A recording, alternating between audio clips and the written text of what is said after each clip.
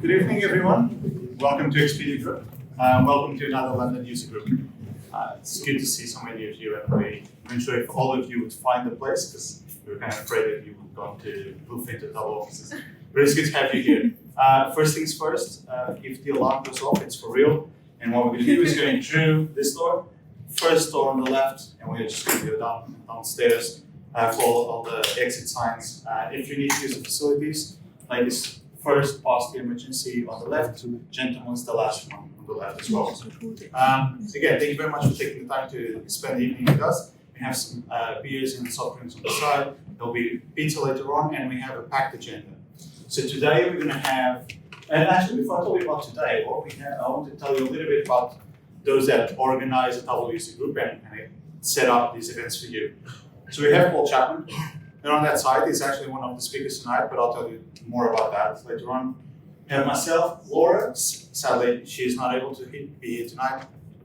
But then we have Pablo. Pablo sits here up front, is helping us out stream this live. So in case that you can't attend one of the London user groups, you can always catch up that online. And Sarah, she runs the London user group with us as well, and she'll be also one of the speakers tonight. So what to expect? So Paul, as I said, will be one of our speakers, jointly with Simon Beaumont. They help JLL in their mission to be a data-driven organization, and he'll be covering some of those aspects later on at the last session. So kindly will speak about one of the newer community initiatives, the Iron Quest, and it's a good way for you to join some of the projects and kind of practice your Tableau skills, but also learn a lot more about Tableau and what can you do on your work away from community events. And then finally, we have Pippa and Charlotte, and they both work on the data visualization team at Lloyds Banking Group, and kindly going to be sharing some of their tips and ideas that they do in terms of how to enable other people, analysts and data scientists across the organization to use Tableau, and how some of the tips that they can share with us. We'll talk about that later. And with that, I'd just like to bring Pippa and Charlotte. So if you want to go and come set up, it shouldn't take too long. We should have a break in about half an hour or so, and we'll have some pizzas. And in the meantime, they're just going to set up. Thank you.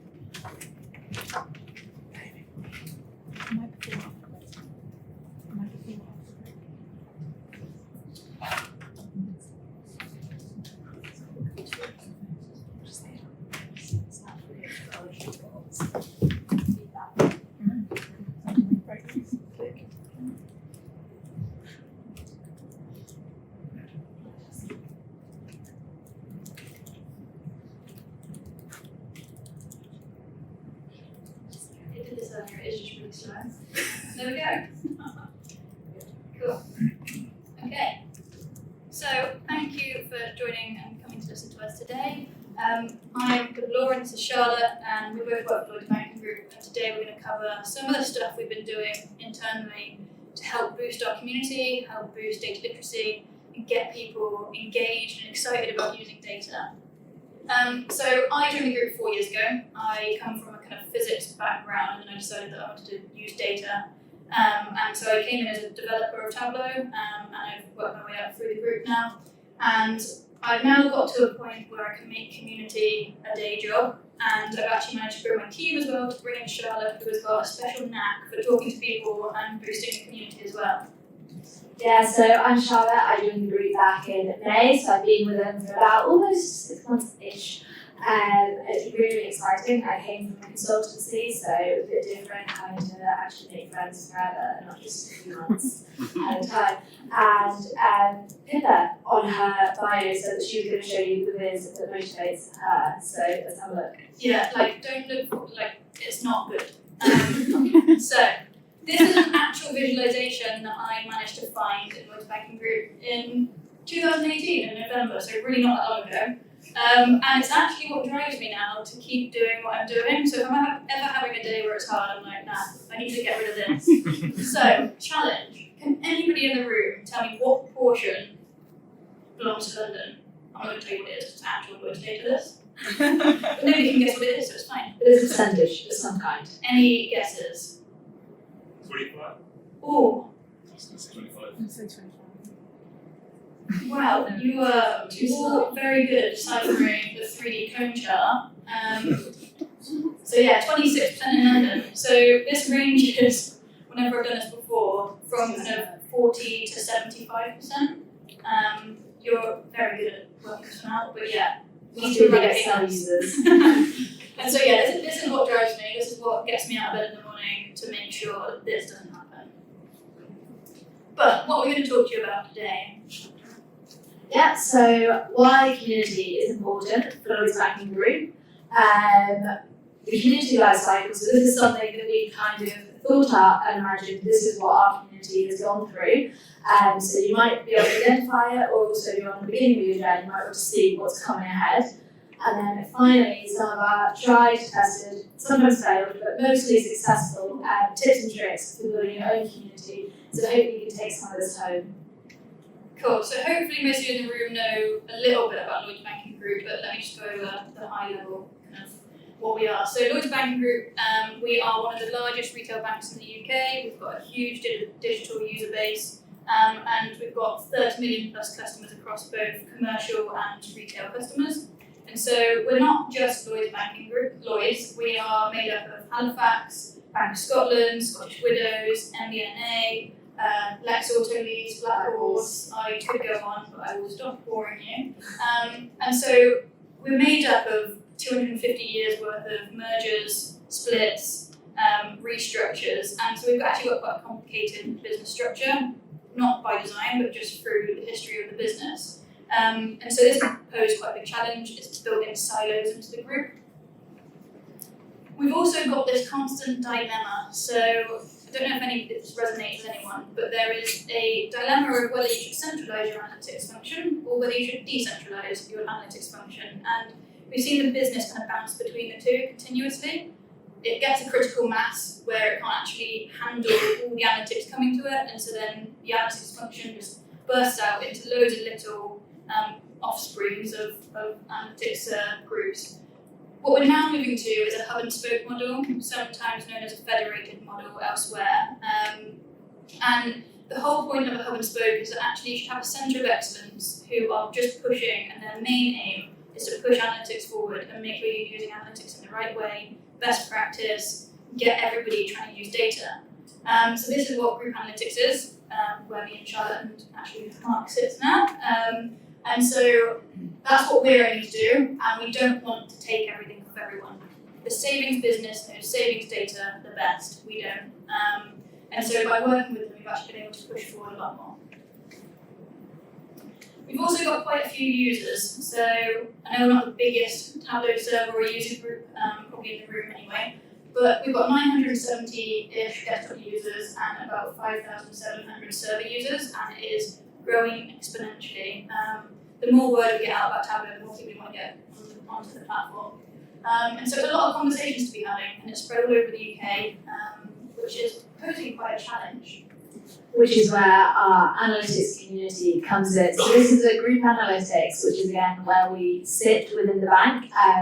It's a function-wide decision to move forward with our community. So we have this kind of umbrella brand, and beneath that you get these sort of subs. So the archive community, the skills-based skills, and then also our kind of flagship, our Tableau community, which is what we're going to talk about, the journey we went on with that and the success we've seen with that, is sort of what grew the rest of this out. So, what is community? The official definition is a group of people living in the same place or having particular characteristics in common, but that wasn't quite Tableau-y enough for us, cringe-er. So, we redefined it. A group of Tableau fanatics working in the same place or having a particular love of Tableau in common. So, as we mentioned earlier, we touched on it, is that we've seen the community go through a life cycle. It doesn't just form on day one, and you don't have everyone engaged as you would hope, but we have seen it go through quite a few stages, and we've tried to kind of put a kind of framework around that. And so we started a newborn phase, and this is the point where your community is very vital, very dependent on the people who brought it into the world. Its inputs are very much vital for life.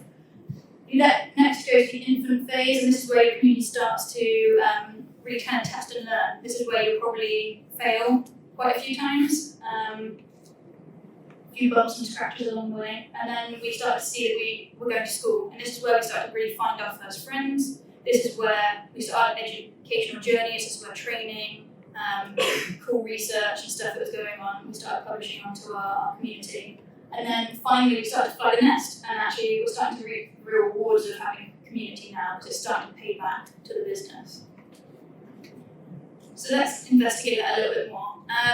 At the newborn phase, me and a couple of other people who were sat in our team, we were thinking, right, we need to probably help people do this, because it's really hard to get onto Tableau in Lloyds Banking Group. So we need to help, but we don't really know how. And the core three things that really got the community going was, we need it to be easy to search for. We need everybody to be able to find it.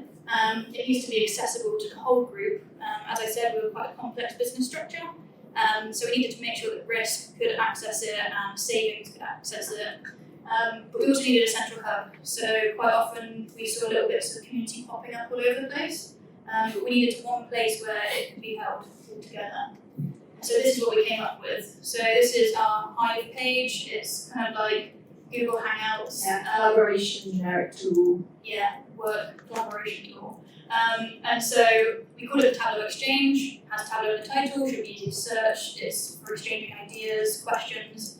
And so we thought simple title, and we want also to have lots of content serviceable to people. So when somebody's got a good idea, it isn't lost in the ether, it is stored somewhere. And so we've got answer questions, we've got content, events, easy search bar. I'll stop selling it now. Next, our community went on to its infant stage, and so this is where we really started to investigate what actually is community, what does it mean to Lloyds Banking Group.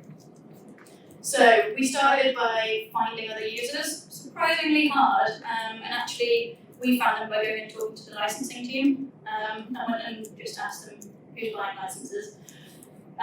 Next we then went to talk to the support team. So Lloyds Banking Group is a big bank. It's got governance, it's got red tape. It's not always as Tableau advertises how Tableau operates in our business. For instance, we don't have any control over the server because we've got a team who do that. And so we needed to understand how that operated so that we could help other people get on board quicker. And then finally we started to open up to a small group. And so this small group at first was just our internal team to test that it worked, they could search things. But also then we started to find teams that we were working really closely with and whether they could use it. Now we're starting to go to school. Our community really needs to find some friends quickly. And the way to do that was actually to offer help and not ask for anything in return. We had quite severe silos and quite protectionist behaviour when we first started this community. And actually just going in and offering that help was the foot in the door. And actually we've got some really strong relationships now from what seemed like, well, I remember being asked by my senior manager at the time, he was like, what we get in return for was community stuff. And I was like, just hold on, it will happen. We will be able to reap the rewards. Next, we've got research and training. So we touched on earlier that we needed to get the basics of training on. So how do I connect to a data source? How do I build my first bar chart to really stop us having to ask those questions 20 times a day? So that was kind of the first thing to get onto there. And then finally, content doesn't create itself. As goodwill as people are and how much they want to help, etc., they don't seem to just post things on there. You've got to like drive that behaviour. And so when people came to me asking a question, I say, that's a really good question. I think other people in the community would like that. Can you post it on the Tableau Exchange? Or that's a really great viz. Can you show everyone how you made that?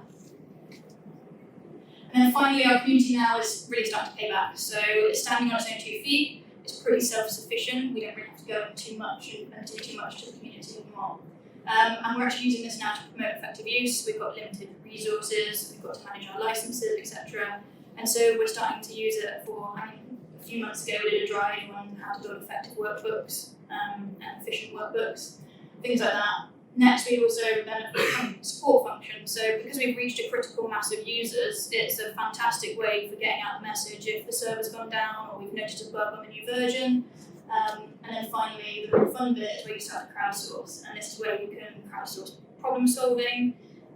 You can crowdsource change. So IT, actually, we hate the way you're doing that, and all the users are saying the same thing, so we can change it. And so this is where you're really starting to reap the real rewards. So this is our community rainbow. So Pippa introduced you all to Hive right at the beginning, our collaboration tool, which provides us with some user statistics. And what we did was put this into Tableau. So you can see overall we've got 701 subscribed members. And these members, out of the 950 desktop users, is actually quite a high percentage. So the red is the total of the community, the yellow is the participating. So that's people who are liking, commenting, sharing, bookmarking. And then finally, the most important part, the blue, is the people who are contributing, and they're the ones who are really growing some organic content by writing blogs, answering questions, and bringing what we really need for our community to thrive.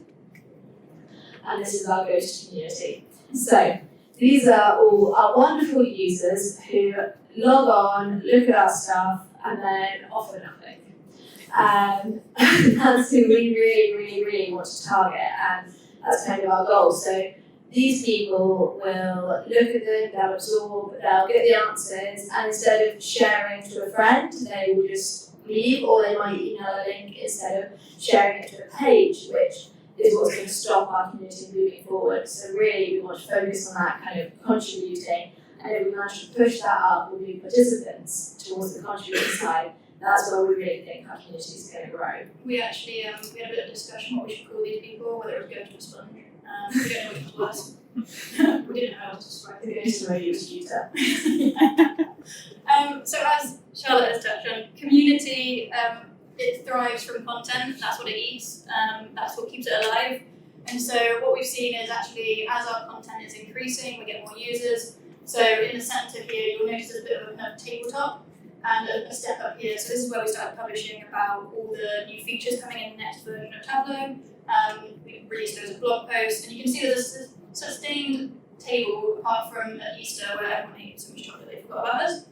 And then you're probably wondering why I'm ignoring the giant peak. That was actually, we got the opportunity to go and advertise the Tableau Exchange and data literacy and data learning hubs on the group interchange, so it's the portal into the internet. So we get probably about 80,000-ish people logging into there every day. And so we can't stress enough that going and talking about your community to people who aren't necessarily Tableau users currently really can help drive up those usage numbers. We are going to blame the big drop off on Christmas.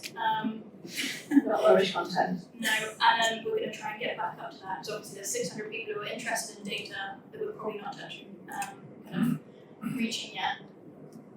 If I take out that big spike, you can kind of see the trend a little bit. So what sort of content is actually driving people to this site? One of the most successful things, and it's also the most annoying because it takes about 10 seconds to do, is these GIFs. Go and steal them off the web, post them up there, people really like them. They tend to get people clicking, commenting, oh I didn't know that. 5-minute tips, they've been fantastic. People love a 5-minute learning job. At the bottom you can see kind of, we get polls, so Tableau come in and do Doctor Days with us, and actually on that we kind of tack on workshops, and we like the community to vote on what they want to see, what's topical for them, and that's really helped drive up the usage of those workshops. In the centre here you can see the more complicated Viz blogs that we put up, so these are like long, this is the data structure, this is the exact calculations you need to put in to create this Viz. At the bottom we've got events, so we run hackathons and lots of fun stuff as well, so we try and get those onto the page. We've got the deal comms, so we try and communicate the kind of more kind of, I don't know what the word is. Boring? Boring, yeah. More boring stuff. I mean, it's exciting for us, but not for necessarily for the rest of the community. They just like to be kept in the loop.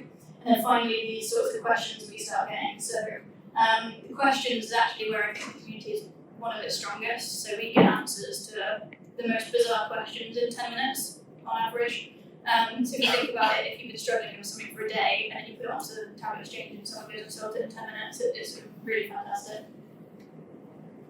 So apart from content, something we also do to really keep our community thriving is we host lots of different events. So this was our first Tableau conference that we held in Bristol 2 years ago, and then we actually followed this up with one in London a few months ago, and this was actually a DIY one as well, which was even better attended, and we see loads of real rewards coming out the other side.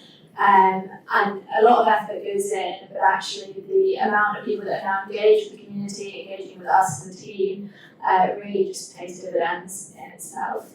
Definitely, even from the first one, I've still got friends from around the group that I would have never known using Tableau. We also try and tap into those slightly different markets. So this is our Pi conference, which we host at Tableau London. So it's not a traditional kind of Tableau tool, but it's a really good way of getting people that are interested in those things, but also interested in Tableau, and keeping Tableau in the loop of what we're doing within the group as well. We're also repeating this on the 11th of November, so that should be really, really good, hopefully. And then loads of different hackathons. So we've done hackathons on fintechs, on mental health. This one was on like TfL Boris bikes. Yeah. And just getting people out of what they're normally doing, but still using the skills that they use to really push boundaries and do something different. It's like new, and it's always worked well. And also it's a complete cross-functional team, so these people would not normally work with each other, which is really beneficial. Yeah, we find that generally we get quite a lot of non-Tableau users coming to Hackathon to come and get their hands on a laptop with Tableau on, and we've seen a lot of people uptake it following the day, so a great way to get people to try and actually learn how quickly they can pick up the tool.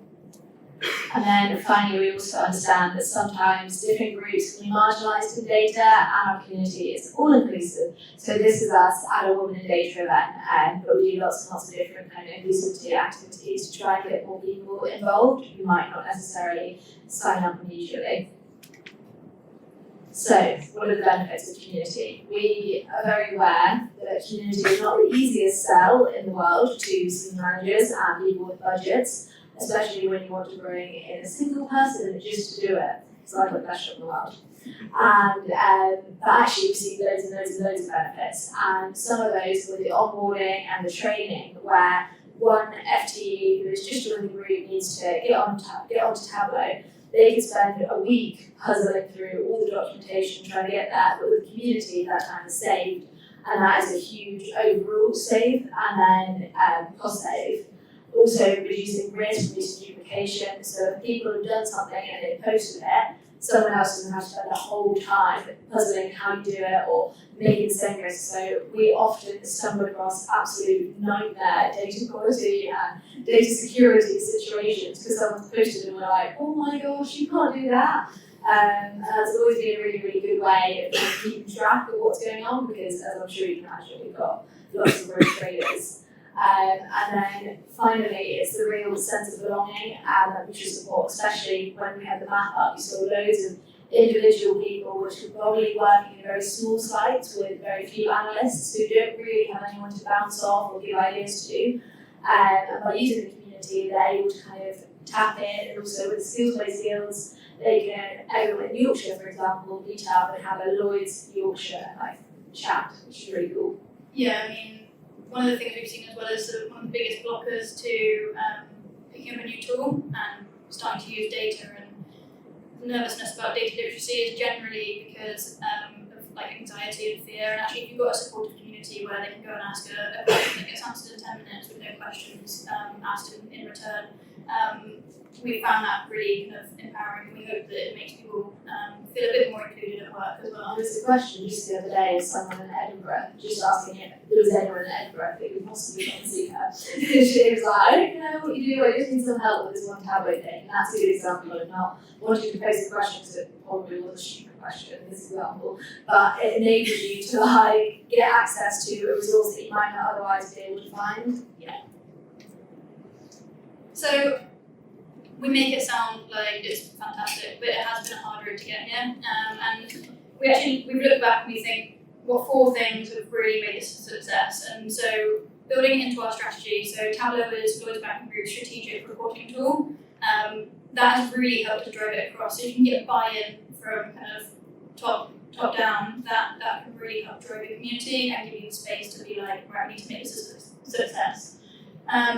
We've now also, because we've moved to the Centre of Excellence model, our key focus is to make people use data really and make them use it in the right way. Tableau is a great tool for doing that, and so we again are given the space and time to put some energy into the community. Finally, make connections. So we always talk about networking and connections, but actually there's kind of different levels of connection, and so you need to make sure that those connections are really strong connections and they're not just going to be all say hi in the corridor. It needs to be, oh, actually I've got a problem, do you mind just coming and have a look at this, and can you help me do this? So make sure you're building really strong connections and like keep in touch. Don't just kind of solve a problem and then forget about it. Try and just check how things are going. And finally, kind of passionate people. So these are the people who are going to drive the community, they're going to drive content. And so, yeah, encourage passionate people. As Pippa said, things haven't always been fantastic, and these are some of the things these are the things we definitely think we fall into ever so often. Haven't worked, we definitely advise you do not do.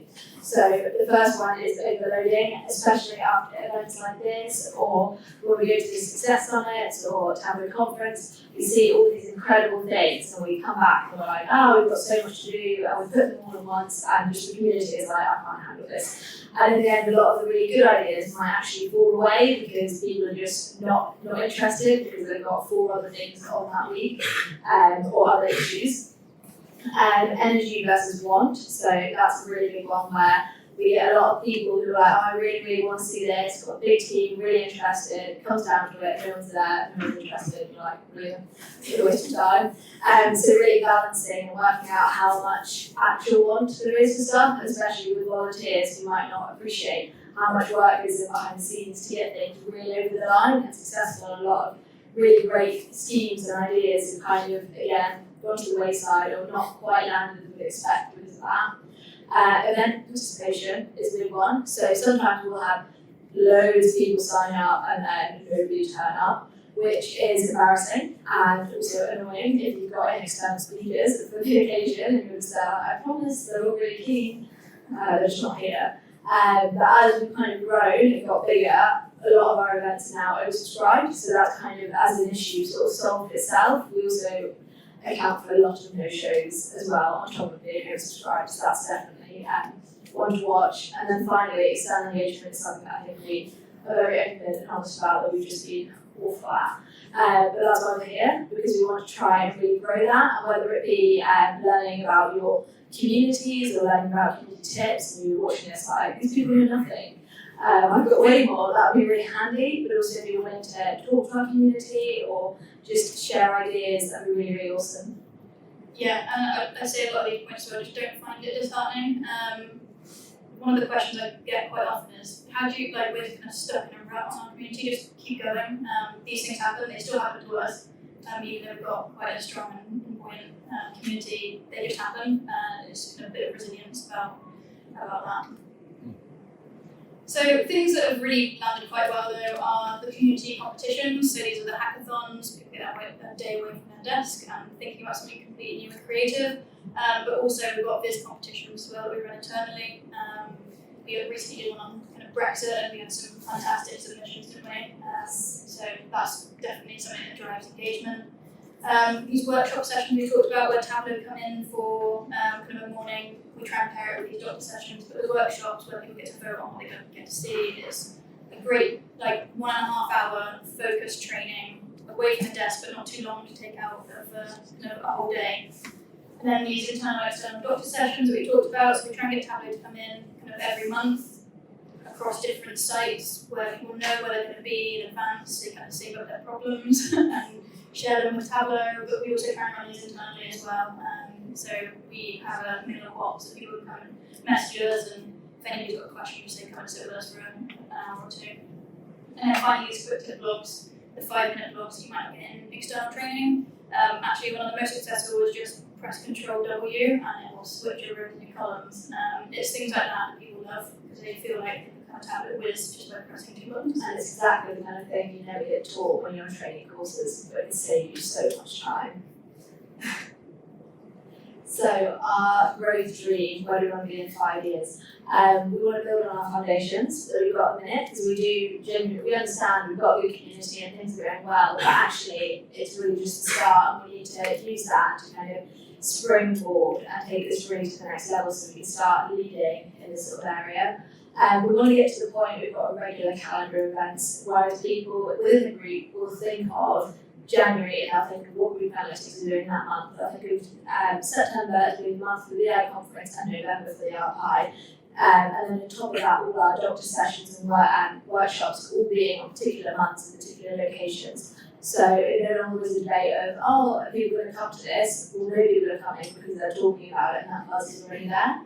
And now our final thing is going back to that sort of external engagement, casting our net wider. So not only do we want to get kind of more input coming externally with external WebExes and different discussions and stuff, we also want to cast our net wider within the group. It's a very, very big place, and there's a lot of the untapped 80,000 we need to get on in. Yeah, I think we did a recent guesstimate of how many analysts were across the group, and I think it was between 3,000 and 4,000. So that's between 3,000 and 4,000 people that we need to get in our community, because they're handling data in some way across the group. So it's a fantastic place to learn data as well, which is fantastic. We've got a huge range of skills, we've got a huge range of everything. We just need to bring those people together to start talking. So final thoughts. We found building an analytics community is like core for our future success, especially in the hub and spoke model. We've really seen it kind of drive forward recently, but we've also recognised that there's a huge opportunity that we have untapped kind of analysts all over the group. So we're going to keep focusing over the next year to really reach as many of those as possible. We are placing ourselves within the Centre of Excellence has allowed Tableau to really spring forward and move forward, and also for people to get on the community, knowing that it's real and it's legit and it's the real focus of the group in general. And then also, as I said many a time, we're here ready to grow our external community, and we really want to see that we see that as the route to lead our community forward. So I'll leave it on that note. If you ever want to get in touch, if you want to question us about how we've done things, if you've got great ideas, if you just want a general chat about data and things beautiful in Data Viz, then just get in touch. We'd love to come and talk to anybody. If you want us to talk about the user groups, you can come talk about the South West England and Wales user group, that would be great. So yeah, please take down our email addresses and get in touch, that'd be great.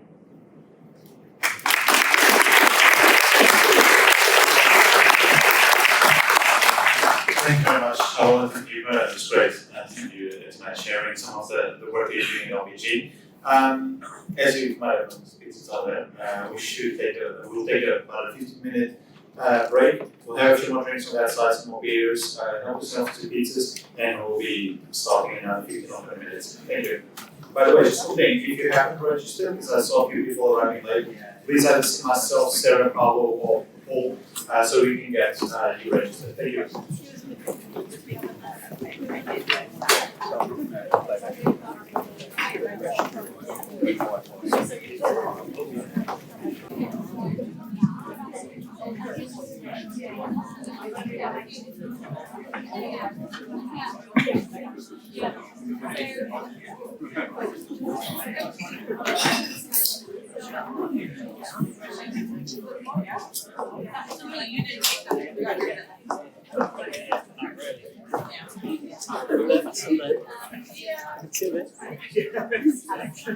I'm showing one of your business in a minute. Okay, so we'll continue with the next set of presentations. I think there's still pizza left, so don't be shy. Please keep ready to go. I think there's a few drinks, still some beers to do as well. Before we get Sarah Bartlett to talk to us about Iron Viz, what I'd like to do is to bring Olivia. She works for Operation Pippa, and there's an exciting opportunity there that she wants to tell you about. Hi.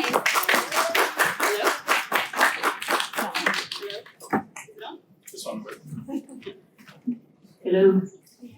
Yeah, so my name is Lee. I am the analytics manager at Operation Vista. I hope that you've seen us around somewhere. We are a very small charity working out of Clapham Junction, but we use Tableau extensively. Our mission is to end obstetric fistula by 2045, and most of you probably don't know what obstetric fistula is. Won't go into the details, but basically it's a birth injury that affects women in developing countries who don't have access to a cesarean section when they need one, and they're left with a devastating injury that really impacts their life, ruins their life. And we exist to try and get surgery to these women. Now, we're a small team, but our analytics have really grown, and at the moment we're looking for another analyst to join us. And it's a really exciting Tableau role, so we're looking for somebody who has a good grasp of Tableau, who knows ideally a little bit of Alteryx or has experience with a similar tool. And I just wanted to put that out there just in case any of you are interested in joining us, in case you want to know a little bit more about it. But even if that's not something that you're currently interested in, I'd really, really appreciate it if you could go onto my Twitter. The handle is @LeadyHolly, LEDIHOLLY, and retweet the job advert to your community people, because that way it's going to reach loads of people. Yeah, hopefully there's somebody out there who really wants to work for a charity and use data for good. So again, it's @LEDIHOLLY, and it's pinned right to the top. And if you didn't want to talk to me about it, I'll be around and I can give you more information. Or if you had other ideas about where we might be able to advertise, I'd really appreciate it. Thank you. Thank you, Lily. And just in case that you forget about that, you can always speak to me, to Sarah, to Paul, or to Pablo, and I'll make sure that we get you to the right message. And with that, we have Sarah to come in and speak to us about Iron Viz. Sarah has been co-leading the London user group for around the same time as I, about 2.5 years. She's also a Tableau ambassador and is doing a ton of stuff with the community. I actually won an award on that basis last year. And with that, I'm really looking forward to hear what she has to say about Iron Viz. Thank you, David. Just give me a second.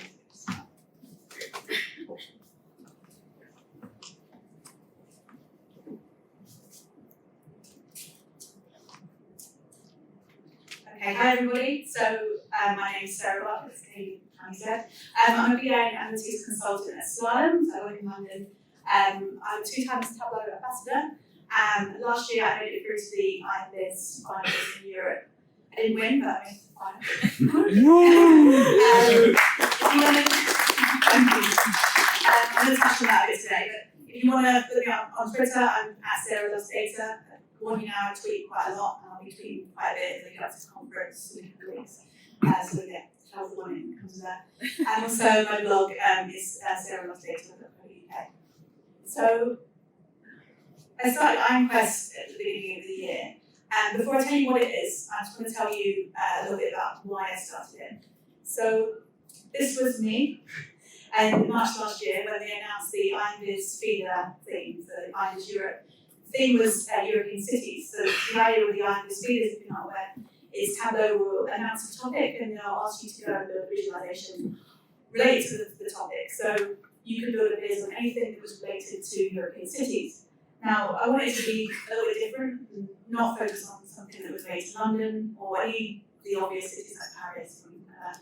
So I spent about 3 weeks Googling European cities and different things to try and look for a data set that I thought might be quite good to put a viz on. And I just got nowhere, I was going around in circles, and then I found this great website that looked something like this, that looked at the 59 top cities to travel to if you were a backpacker. So this is them in an order of which cities were the cheapest, and it broke down things like how much it costs to stay in a hotel and how much it costs to travel around the city. And I thought, oh, this is a really fantastic data set, but how on earth am I going to get that data out of that format into Tableau? So I contacted my friend Lorna Eden, who some of you know, so Lorna that really needs some help with this. And she used Alteryx to get the data out for me into a nice Excel spreadsheet, probably in about 10 minutes. So I was like, this is fantastic. So off I went and I built this viz using that data. This is the only data source in this viz. I did some other information around cities, but in terms of data, that was the only data source that I used. Now, I didn't want to be in that situation again, and I thought, I really need to get better at sourcing data. So I spent a lot of time up until that point participating in things like Data Monday and other community projects. But what's common with all of them is that they all provide a data set or a visualization that's already been built, and there's not an element of you having to go away and actually source a data set yourself. So I thought, there's a real gap here in terms of helping people actually source their own data, which is a requirement of the Iron Viz feeders. Well, at least it was up until this year, because they changed it when I did this. But previously they'd say, go away and visualize music, and you'd have to go and find your own data set on that subject. So I thought, there's not really much opportunity for people to practice actually sourcing their own data unless they're going out and building visualization on something that you're interested in. So I wanted to give people that platform to actually practice.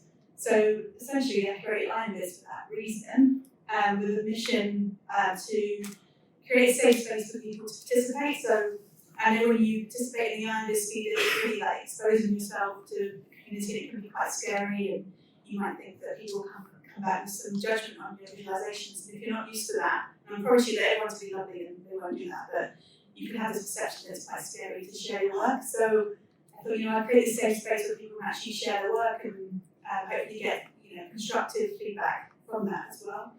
I wanted to provide a diverse list of topics for people to visualise. So I'll go through the topics we've had so far, but I've included the audience in all of those so people can actually vote for a topic. So I'll put together like 4 or 5 options, and people can vote on Twitter for a topic that they're actually interested in. So it's not just me picking on topics every time. Also, I have the option of offering people feedback. So if you participate in more feedback, myself and a co-host, so my most recent co-host is Simon, who's sat in the front row, we'll provide feedback, spend about an hour and a half going through all the visualizations on the webinar, and then we'll share that recording back. And that's primarily just sharing with people who participate. So again, it's creating a safe space. You're not just exposing people where they might feel uncomfortable. And also, I want to help people gain exposure to like a new audience. So sometimes these people are new to Tableau and getting started in the community, and they really want to get their work out there. So I show all the viz in a blog post and also promote them on Twitter or the medium that they're sharing them on. So hopefully that helps. And then all of this is to help people prepare for Iron Viz and prepare for feeders, because before I did this, I was getting a lot of feedback from people saying, I'm not good enough to participate in Iron Viz, or I don't feel up to it, or I don't know how to build a viz that looks like Iron Viz. And really, this is a great way to practice those skills. So Iron Viz, we don't know, is judged on 3 criteria, so design, storytelling, and analysis. So I encourage people to think about those criteria when they build business for Iron Quest. So every Iron Quest cycle was about a month long. Sometimes it can go an extra few days, which is really nice. But essentially, it's all the same. So the topic will be announced. Most of the time I give audience input into that, so there's a vote, and then we'll announce the topic. And people go away and source the data for that topic, build the visualization, and then they can submit the visualization in a form, and it's optional if you request feedback or not. And then myself and a co-host, who's different every single time, will go through and provide feedback on the business that requested it. And then there's a wrap-up blog post that I share on social media and LinkedIn as well. And so far, we've had 5 challenges. I put these little pictures here. I want you to guess what the challenges were. So we start with the first one. Does anyone want to guess what the topic was? Cowboys. Anyone? Crime, yeah. Okay, number 2? Business. Business what? Charts. Intelligent growth. Dashboards. It's actually your choice. You submitted the most boring topic, and at that point it's the most popular. So, next one. Weather. It was environmental issues, so yeah, close enough. And then, funny enough, the Iron Viz speed of Europe that happened at the same time was, I think, like on climate change, so it was really, really similar to some people submitting business to both. What about this one? Not sea turtles. No? Sea creatures. Yes! Who said that? Me. Did you participate? Yeah. Oh, there you go. And then the most recent one here. Sport, yeah. So as you can see, they're quite broad topics, and that's what I wanted to do, to keep options open and people participating. So to date, we've had 130 entries from 88 participants. Some people entered multiple rounds. Some people actually entered multiple Vizes in each round. So I think Bo in the last round entered about 3 or 4 Vizes just on her own, just because she was really passionate about tennis. So, and then had 7 Vizes a day since the beginning of the year. I think around 3 or 4 of the most recent the Sports Biz Sunday collaboration that we did. It was just Simon, it was felt like there was a Viz of the day every week. It was part of this project. It was just crazy. Just to go through some of the entries that we've had. So this was the first month, which was crime. So the Viz on the left there is by Alex, who's sat over there smiling. This was a visualization on gun deaths in America over time. And the visualization on the right here was by Mike Cisneros, and it's looking at Fiona Apple's song, Feeling Like a Criminal, and where she sang that song, or constantly she sang that song out over the years. So the reason I put these two side by side is because they're both incredibly different topics, but they all touch on crime in some way. For month 2, we looked at business dashboards. So the Viz on the left is by Anna. She's from Poland, and she did a visualization on it's hospital metrics, like the number of patients in Polish. And the visualization on the right is by Kevin Flerlich, and that one's looking at his church and how much money they generated over the course of the year. For month 3, we looked at we looked at environmental issues. So the visualization on the left is by Kate Schwab, and she did a visualization on the whaling industry. I thought it was really cool how she added the whales at the bottom and looked like they're underwater. And then the visualization on the right is by Misha Freeman, and she was looking at the Flint water crisis. So month 5 was sea creatures. So the visualization on the left was one I built alongside Kevin Flerlich. We were looking at data relating to a turtle named Bean, who's got a tracker on her, and where she's been around Costa Rica. Also tie that back to the life cycle of a turtle and how they're impacted by environmental issues. And the one on the right is by Ash, looking at, he's tying the song Baby Shark to the life cycle of a shark. So you can see how that baby shark grows into mummy shark, and shark, etc. Grandma shark. It's just really funny, but it's actually got some data behind it. And for the most recent one, it was actually a collaboration between Iron Quest and Sports Biz Sunday, which Simon and James ran. James is somewhere here, I think. Yeah, hiding in the back. And also Spencer in the US. So we pulled both projects together. So normally Sports Biz Sunday will focus on a particular sport. We decided to make it broad and say any sport, but Simon and his participants kind of provide 2 data sets on golf and American football. Because we made it broad, then we got, I think, you remember how many sports there were? There's about 20 sports and 80 participants. Yeah, so we had 20 different sports featured for that month. The Viz on the left is again by Kate Schwab, looking at tennis, the Roger Federer, Nadal, and Djokovic. And the Viz on the right is by Neil Richards, looking at the Rugby World Cup. And again, I just want to show you that all these Vizes are completely diverse. So this project really is open to anyone and really lets you be creative and have some fun with it. Before I finish off, I just want to focus on some of the participants that have actually taken part and given me some feedback or posted blog posts around how it's benefited them. So one of them will be Mira. So Mira's from Singapore. She's participated in every round so far, apart from the sports one.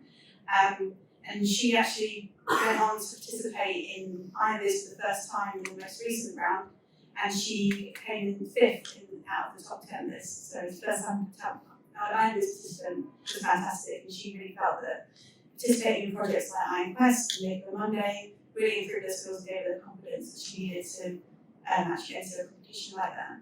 So just so you get an idea of where she began, so this was her first entry in the crime round in January. This is the second month of the business dashboard round in February. And then this was her entry into Iron Viz that got her 5th place. You can really see her skills coming on massively. The next person on the feature is Kate Schwab, so she's a regular participant in Data Monday as well as Iron Viz. She really felt that she benefited from the feedback that she got from this project, and also from the feedback she gets from Make Monday, Eva, and me, or whoever else is helping with that. This is the visualization that she's still left for the Crime Month in January. But this is the visualization that got Visible Day back in May, I think, on CTF. So again, you can really see the improvement. And finally, I want to feature Joshua Smith. So Joshua's actually made it to the final of Iron Viz this year, so he's going to be on stage in 2 weeks in Vegas. He's participated in the first round of Iron Quest with this amazing dashboard here, looking at Daredevil and tying that back to crime in New York City. So really funky take on the subject. And he actually went on and did loads more superhero visits with real data behind them. And this was a visualization that got him into Iron Viz, into the finals. This is a long visualization on agriculture in the US. I urge you to check it out, it's amazing. I couldn't possibly do it here because it is so long. So the next project will be launched in November. So I'm going to actually put out to public vote one at Tableau Conference and see what people want to visualise. That will run from November to December. And in January, I've got an exciting collaboration with another community project, which will remain nameless for now. So just watch this space. And if you want to learn more about the projects, full details are on my blog. I've got recaps of all the previous projects there, and also got a viz on Tableau Public, my Tableau Public page. It's got a tracker of all the visualizations so far, and this is a days as well. So thanks everyone for listening.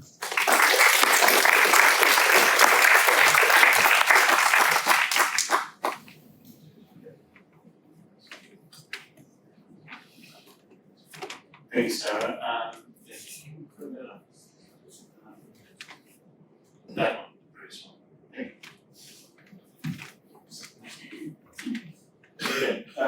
Thank you very much, Sarah. We're just waiting. I invite you to all participate. Just wait until November for the next topic, and you can get practicing. You've seen a lot of the improvement with that, just getting the data, but also analyzing and being able to design some of those things like that.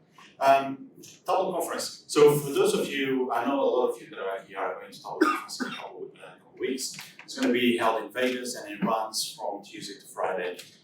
If you are not going, but would like to follow along, the keynotes are usually streamed. Might be an odd hour, but they are worth it to me for, particularly the developers keynote, because you get to see a lot of the new features that are going to come out.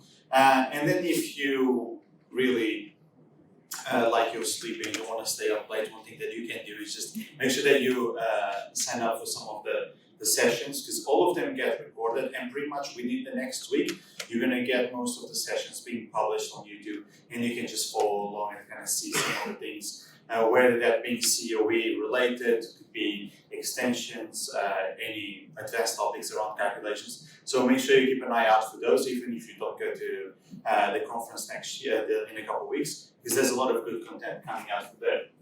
Talking about things that are going to happen next, Christmas coming, shocker, I know, but we're going to have our annual London Tug quiz. We don't know the date, blame that gentleman there, that's why we're spacing there for a day. We're probably aiming for late November, beginning of December, but just keep an eye on Twitter, we'll share with you, and it's always good fun. We probably don't have speakers, we usually have a quiz, but it's a good time to spend time with us, and hopefully you can win. There's always great swag at the quiz as well, that's important. So, and with that, I would like to introduce you to the two final speakers of today. I'd like to thank you before that to spending the evening with us, and particularly on a Monday, Nicole, something like that. But we have Paul Chapman, is the Global BI Director for JLL, and we have Simon Beaumont, also Director at JLL on the COE side, and they will tell us a little bit about how JLL is moving in terms of their data strategy, and I'm looking forward to hearing that.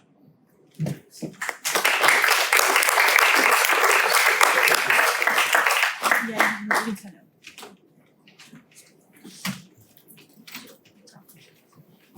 So just get set up, just give us a sec.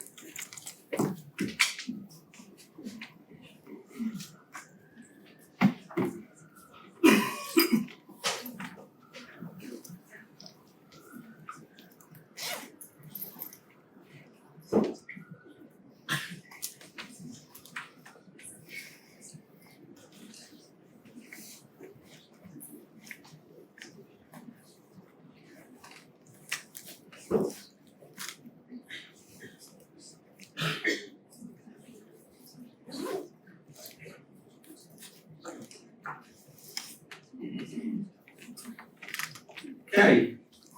so as David said, we'll finish off tonight with from JLL, and we're going to talk a little bit about Blueprint in action, which is our take on Blueprint, which Tableau launched earlier this year, probably halfway through the year, was how to look at deploying Tableau across organisations, something that we've been trying to do now for, 2.5 years. I've been there about a year and a half now, right? So we'll take you through a bit of that journey that we've been going through. So I'm the Global Director of BI Technology for Jones Lang LaSalle. I also tweet at cheeky_chappy. I have a blog which I occasionally post to, not recently, but it's at davidguy.com. And I also teach a lot of data visualization workshops, both internally and externally. Got a 5-year-old who's also a budding member of the Tableau community there. She did her recent homework in Tableau as well. And like Sarah and Pablo and David, and Simon, Tableau Ambassador for user groups and co-lead this one. So I'm Simon Beaumont, working alongside Paul, very honoured to do so. I am a complete nut, if you wonder what the 4 stars, I'm hoping to say geek or nerd, but you can decide at the end of the talk.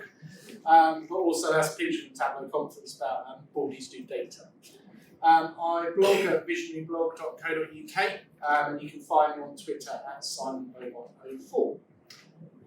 I am really honoured to be a Tableau Ambassador for user groups, and this year I was fortunate enough to be named the Tableau Master for 2019.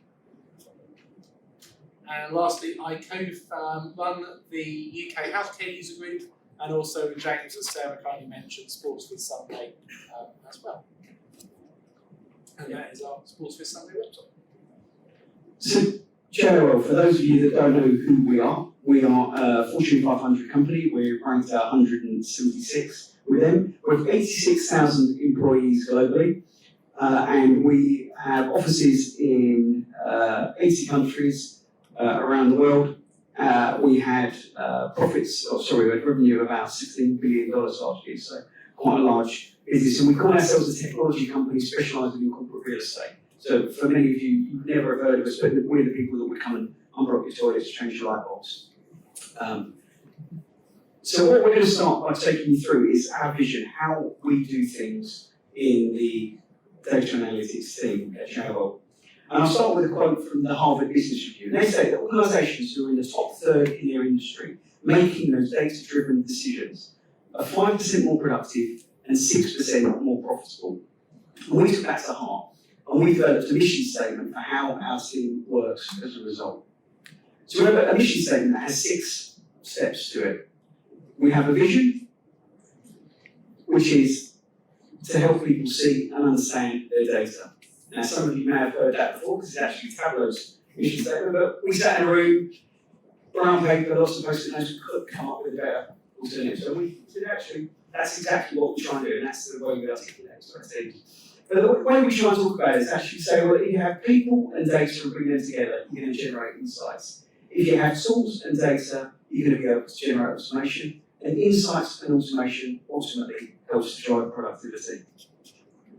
Our ambition is then to be the smartest when it comes to data, insights, and technology. And the way we do that is what we call our 4 dimensions: ensuring that our data is governed, it's accessible, we provide operational efficiencies, and you use innovative analytical techniques to extract benchmarking and analytics out of that data. We then have, doesn't come up well on the screen there, but our cause is to transform that data into actionable insights, which drives performance across our accounts. This is a chart that you may have seen elsewhere. Gartner had its 4th or 5th iteration, but what we're trying to say is that actually we have 2 axes: our data governance and skill, and the value that you can extrapolate. And actually, as you move up the journey, you move through a diagnostic, a discovery, to a predictive, and a prescriptive phase. And your analytics actually move along the journey with you. So initially there'll be hindsight, you'll have a report looking backwards at what went on last week, last month, last year. Insight when you start getting into real-time analytics about what's going on in your organisation right now, and then move into foresight. So what is going to happen? So as we move into the prescriptive space, then the automation of tasks and automation of operations will be actually done through the system. So where we are at the moment, if you think of the Internet of Things, we've all heard about smart buildings, we've all heard about a massive player in our space. And once you start getting smart light bulbs, that really is going to drive us to a prescriptive point where you won't have to phone us up saying, "Can you come change this light bulb for us?" It will know that it's a 80% efficiency, a 79% efficiency. Generally they'll fail, and if there's a facility manager in the building, we'll get them to come and change it even while it's still working, so you can be more productive and more efficient. We then have a set of values around that, which is all about bringing global experience and best practice to bust silos, with joint goals with our clients, create trust and transparency, which enables integration. So our team is about 31 people strong at the moment. They're based in 5 countries and 6 time zones. So it's a global team that we're bringing across that. And actually what we've developed is a scalable, measurable, and enduring framework, which actually allows us to drive that data-driven decision making and significant productivity improvements. And one of the things Simon will come on to is how we've built a return on investment on all of our dashboards. We adopt very much a software engineering mentality. If someone wants a dashboard built, it's not just a case of what are they trying to get. Actually, we ask the question, what's the return on investment for that? What is it going to do? And we'll come on to what that is. And over 5 years, that's going to generate for us about $48 million worth of benefit. And then our last two is our strategic intent. So everything that the team does falls into one of 4 categories: improving compliance, reducing costs, increasing productivity, or driving revenue. If anyone asks for a piece of analytics or BI that doesn't fall into those categories, we challenge and often push back. And then finally, our priorities for that year, generally we have 5 or 6, will fall out of those to ensure that we have the whole pyramid in there. And actually, our roadmap is now all about moving from the black box to the glass box, right? So we want to have people trust the insights that they find.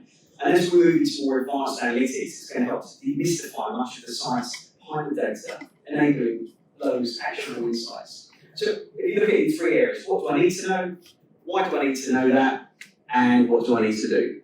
So real-time algorithms are going to be searching our data, looking for anomalies, variations in there, alerting individuals to empower them to act as opposed to searching. Machine learning is going to help to identify human bias and challenge that gut feel that we often see in business. And it will do that by explaining the insight and making visible relationships in your data. And then finally, the actions will be recommended through real-time decision support. And we're also moving towards conversations with our data, right? So effective communication relies on relationships and conversations. It shouldn't be any different when we talk about data based on the same principles.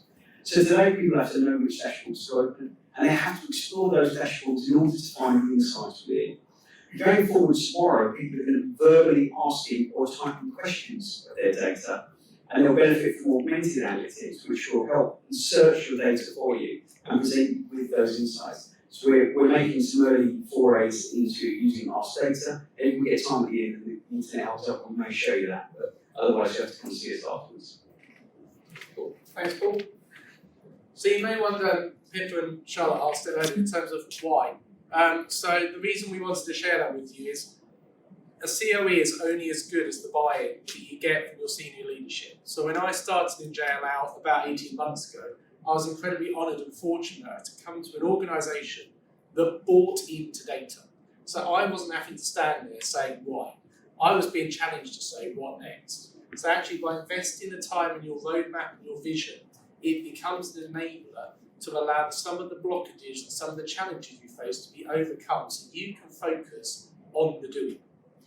So now, as though it was planned, we move on to the doing as part of our Centre of Excellence. So for me, a Centre of Excellence is all about people. So if you look around the room today, you don't see any laptops, you don't see any Tableau kind of dashboards, you see people coming to a user group. And for me, our Centre of Excellence and our analytics is only as strong as the user community that we enable. So for me, our community is about our people, and that is twofold. You've got our users and you've got our analysts, and we focus equally on both of those in terms of skills, enablement, and encouragement.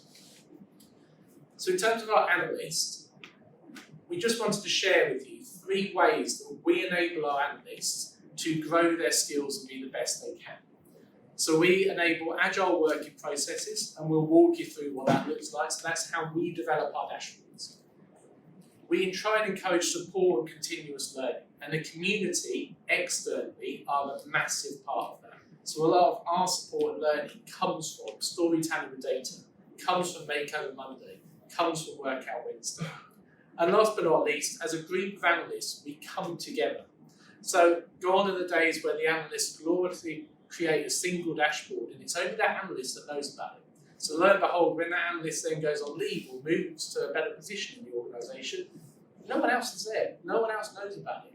Actually, by doing peer viz reviews, you come together as a coordinated group. So you've got one single shared vision and you all share the skills about that.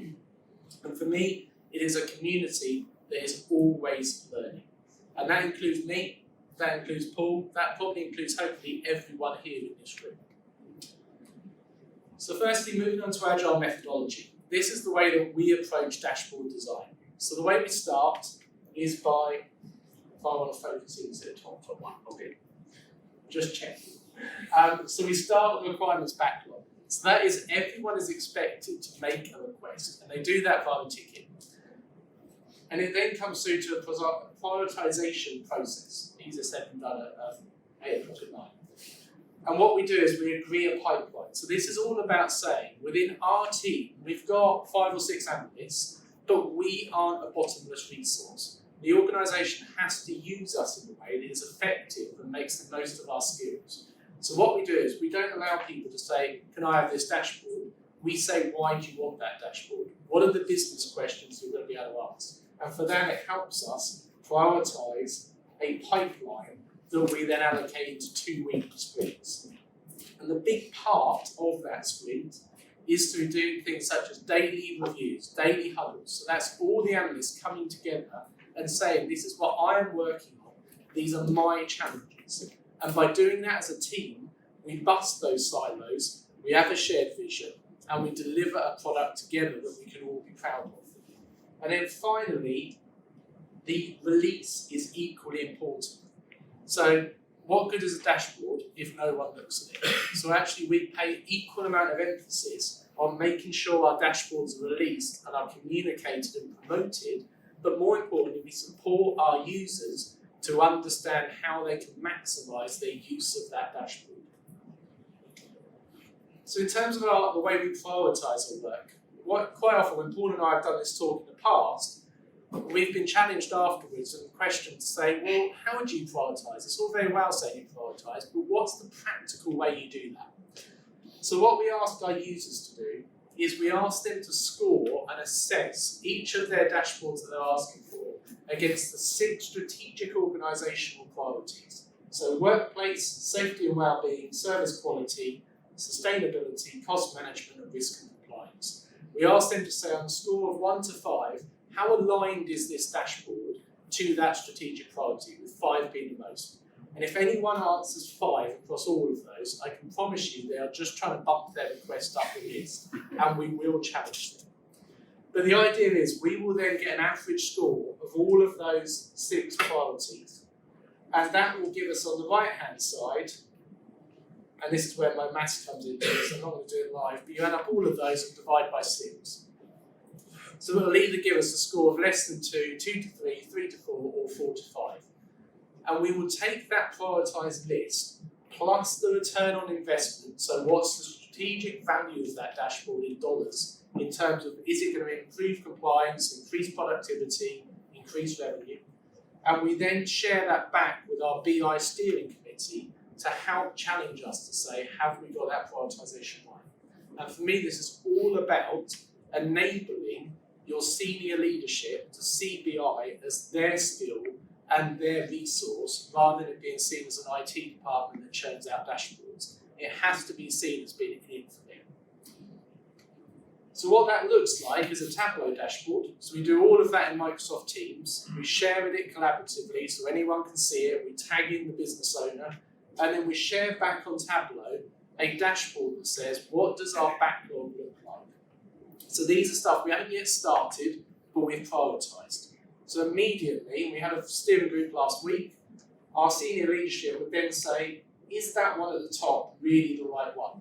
And they would then help us to be able to say, yeah, you know what, the scoring's right, but you haven't considered this. And that then allows us to align it to their strategic priorities so they feel part of the process opposed to being told what we're going to do. And making it transparent via Tableau is a critical part of all of our journey, making sure that they are part of it, it's not just us telling. And then we also make our pipeline, which is what we are currently working on, very visible as well. So gone are the days where we get asked by our senior leadership team, you guys are great, but what are you doing? Actually, they go onto Tableau and they see what they're doing for themselves. So they can see that's what we're working on. We're working 2 weekly sprints, and they can also see very transparently, we do put stuff late. So if something becomes more complex or if priorities change, we will openly change that sprint to move it back a cycle. But we won't hide from it, we will make it visible via a triangle at the end of it to say, has that sprint been delayed? So it's all about being visible and being honest in terms of the way we use our skills and our time. And then in terms of the Viz reviews, all of my analysts come together on a Friday and we share for an hour over WebEx, because we're based in about 3 different continents, all of our work that we are currently working on. We usually focus on about 1 or 2 dashboards. And the idea of that isn't that it is a formatting review. God forbid, if anyone knows Laura from data school, just ask her first experience. The Viz review shamefully lasted 90 minutes, and I think we ripped apart every part of formatting, number formatting, colours, decimal places, and alignment on screen. And we quickly realised that is not the purpose of the Viz review. I can be that able, I can tell her that the numbers are wrong, but actually what we want the Viz review to do is for her peers to challenge her to be able to say, is that the right business question that you're trying to answer? Is that the most insightful way of doing it? And I'm very fortunate to have a very challenging analyst in the background over there who is never satisfied and is always asking more questions. And you know what? As much as I love him and I joke with him, that is what I want my analysts to be. I want them to always be saying, we can do that better. So don't stop, but go easy on us, right? And then the Viz reviews in terms of the culture, it is about support, not criticism. I'm really fortunate enough to work with Fee Gordon, who is one of our global directors over in APAC, which is Tableau Ambassador. Fee has got a really nice culture in terms of way of saying, if ever you're giving feedback, use the terminology, I support, I like and I suggest. And actually that's what we're trying to do on our Viz reviews. We're not trying to critique or criticise, we are trying to support analysts to grow together and feel that, as Sarah said earlier, that protected space of how do I give and share a Viz without the fear of being shot down. And in terms of our personal development, we have a matrix, so in terms of the personal side of it, we support our analysts via development plans and Tableau certification. So we have a vision where all of our analysts will be given the opportunity to participate in Tableau certification. And not just Tableau, Alex attended Alteryx Inspire last week and bravely took on the advanced exam, or the expert exam. And we try and say to everyone, give it a go. Even if you don't pass, you will always learn something, and it's about growing in step by step. As a team, we do a Viz challenge on a monthly basis, and that's usually based on storytelling data. And we also encourage our analysts to take time out of their week to participate in the community. And then lastly, I would just say culturally, we try and celebrate our talent. So if we do good things, we try and actively reward people and recognise what they're doing. And that includes sharing that by discussion forums such as Yaml Teams. So it's not just our team that's aware of it, it's the whole organisation. So how we learn is very much in that informal cycle in the top right-hand corner. We don't say that everyone has to go on, if you like, paid training. We say we can do it informally on the job because that's the way that we learn, that's the way that we grow. We do it in a protected environment. And just an example, here's some of our Viz dashboards. So these are our our Viz challenges and the dashboards that the analysts created in their work time. And just to say, my favourite personally is one in the bottom corner, which was the waffle chart challenge. And one of our analysts also did it on the percentage of chocolate in chocolate bar, which just so happens to look like a waffle chart. But actually, joking aside, some of those visual techniques can be taken into a business dashboard to be able to give that visual association to mean quick insights. And before we move on to the last bit of the talk, we just want to give a shout out. So what that means in reality is you can be agile, you can be very flexible, creative in your solutions. So we support a global property portfolio, and when a storm was about to hit Asia earlier in the year, my lovely boss to the left of me turned around and said, well, we need to be able to visualise that. The storm's due to hit Hong Kong in 12 hours' time. We had no data, we had no way of doing that, but what we did is we searched the web, found an XML file, used Alteryx to process it, and then I created an app whereby the Alteryx data chucks out an automated viz to a group of users based on their location. I've probably done a disservice to just how complex that was, but in reality it's just an idea of it's not all about dashboards, it's about making things accessible and easy for people to be able to understand and access. And now we move on to Project Picard, which is our future analytics, or our next generation analytics. And yes, we may both be in the same quality challenged as Jean-Luc, and we may both be geeks, so that may be where the title came from. So our mission is to engage, sorry, the pun stuff, but it is about trying to engage with people and say we haven't, so that vision and strategy that Paul shared, it's about saying we've got a roadmap, how are we going to enable the organisation to use data effectively and make data as easy to access as it possibly can be. So just going to share with you 4 key ways. So our journey is to seek out new tools and new insights, not new life and new civilization. So the way we do that is by Viz standards, rolling out a new system via a portal which makes it easy for people to access data, improved data architecture, dashboard design, and data literacy. We're just going to touch on a couple of those now, just to go into more detail. So in terms of the Viz standards, when I started in the organisation, everyone loved the work.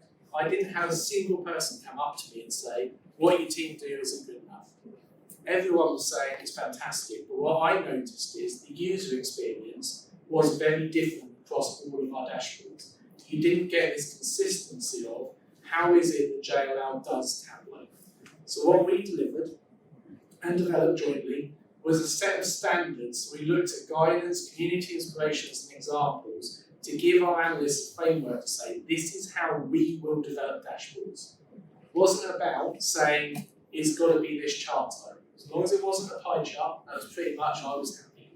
But in reality, it was about saying dashboard layout, how do we do interactivity, how do we do colour, how do we do fonts? And I was very fortunate enough that Andy Kriebel allowed us to use the Viz vocabulary and put that into the back of the dashboards to give everyone a kind of a knowledge base of this is how you do the chart types and this is how they should be used. So that's a brief look at some of our Viz guides, but actually you don't need to worry about taking an image of that, because what we did is we put it on Tableau Public. So you can go on our JLL Tableau Public page, which hopefully my glamorous assistant will now demonstrate. And what you can do is you can download our workbook that is the genuine workbook that we use in JLL every single day. And the reason we did that is because actually we wanted to give back to the community and say thank you, because most of what is in there has been inspired by you guys. So actually we haven't developed that from scratch. We've gone and said what's the best that's out there and how can we take that and apply it to JLL. So that's why we wanted to allow you all to be able to download it. And I would just focus on one little thing, which is easier said than done with this because I want to point it forward.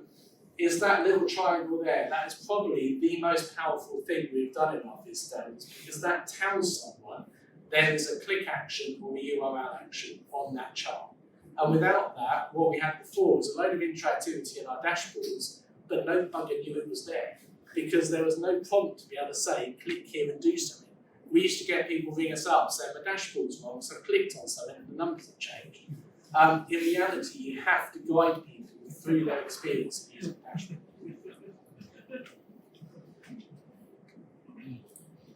Okay, and I'll give you just a quick demonstration of another product that we are looking at the moment that we're in POC, which is a product called iPoint. Anyone do any A/B testing familiar with iPoint as products? No? I'll just show you what that looks like. So it's not easy to do that. Okay. So what iPoint does is it's designed for websites to be able to look at A/B testing of how you would sell a product. So if you use Nike to a pair of trainers, you might put them in the centre of the screen, put them in the right. And historically, what you might do is some eye scanning testing. So Andy Cockery did a huge piece of work last year that some of you may have participated in a conference where they would do eye tracking, have a look at where you looked at on the screen, where you was looking at on the dashboards, and then understanding the output that you was giving. Now, the practicalities of that kind of dashboards isn't really that easy in the workplace. You can't track off of webcams if you need separate kit. It's quite hard work. And you get the placebo effect where somebody knows that you are tracking them, therefore their eye movements could be influenced just by that anyway.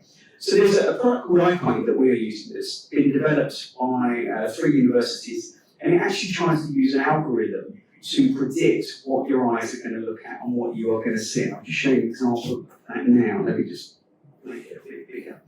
So here is, if I take transparency off and try and drive reverse, here's an example of just one of our dashboards, right, as to what it would look like.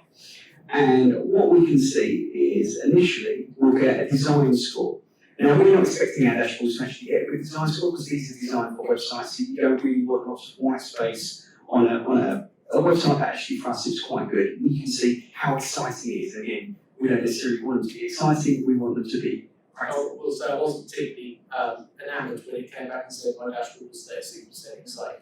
So Now, must try harder. where it starts getting interesting is the first thing you get is a perception map, telling you what your visitors will see in the first 3 seconds. So actually, they're going to see the title in the top left-hand corner, and they're going to be drawn to this part of the screen. And you can look at it in 2 ways. You can look at a new visitor, the very first time they've visited that dashboard, or an engaged user, so somebody that uses your dashboard consistently. Where do they go and see differently? And we have heat maps as to where they go, some hotspots, and then you can target some regions of interest. So you want people to be looking at your filters, or there's an area on the screen. You can see how that works in relation to the average. So we're just going into an early POC with this, with the guys in Asia Pacific as well, but quite exciting and a different way of looking at this. All the work that Simon, Alex, and the team have done with our standards and best practices, we still want to then identify, is it going to get the message out, and what is the end user going to see? So that's just what we're trying to look at for that. And last one, well, second to last one for me, in terms of making data accessible, yes, we've got a Tableau server. It's very easy, it's very you can go on it, but actually, how do you personalise the content to say, if I'm an engineer or if I'm a finance manager, how do I get the content that's really important to me? So last month, we went live with a new business intelligence portal that's provided by Interworks, and what that was a customisable website that was mobile and desktop compatible, but did really important things such as allow people to have their recommended content. Or in the top, down here, in the menu, you can see at the bottom you've got tags. So all of our new content, our Project Picard content, we tag on the upload. Likewise, all of our 2-weekly content that we release as part of our Agile sprint, we tag as recently released. And it's just a way of making our content very easy and accessible for people to get to. And the nice thing is, if you haven't got access to a dashboard, you don't see it. But likewise, if you type in the search box and you typed in customer, actually the content automatically updates. It just gives you the content that's relevant to that keyword. So it's just again about trying to remove barriers to say how can you put your data in the hands of your user to make it as easy to see as possible. See if it works.